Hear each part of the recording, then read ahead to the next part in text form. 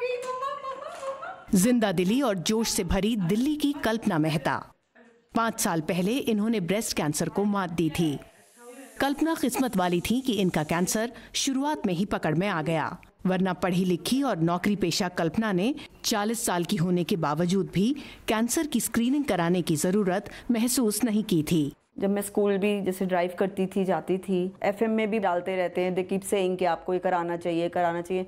सो मैं तो हमेशा चैनल चेंज कर देती थी कि अरे 5 मिनट की ड्राइव है, उसमें ये सब नहीं, ये हमको क्या सुनना है, कैंसर नहीं, ये हमें नहीं हो सकता। दिल्ली से मीलों दूर रहने वाली रीना हर लिहाज में कल्पना से जुदा हैं, सिवाय एक चीज के।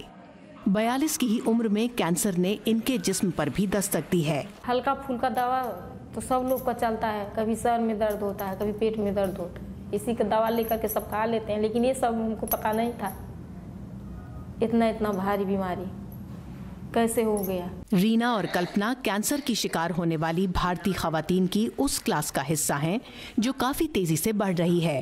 खास तौर पर ट्रिपल नेगेटिव ब्रेस्ट कैंसर जैसे इलाज में मुश्किल सरतान से मुतासिर होने वाली खवातीन की तादाद। मान लीजिए कि 5% वेस्ट में ट्रिपल नेगेटिव हैं, उन लेडीज़ में जिनमें ट्रिपल नेगेटिव होते हैं उसमें रिस्पांस अच्छा नहीं आता है ट्रीटमेंट का, तो हमारे यहाँ 10% है, यानी कि ट्रिपल नेगेटिव की मात्रा भी ज़्यादा पाई गई है। National institute of cancer prevention and research की एक ताज़ा स्टडी के मुताबिक मुल्क में ऐसी रिसर्च की सख्त ज़रूरत है जो भारतीय खवातीन में कैंसर के लिए जिम्मेदार जेनेटिक वजहों का पता लगा सके।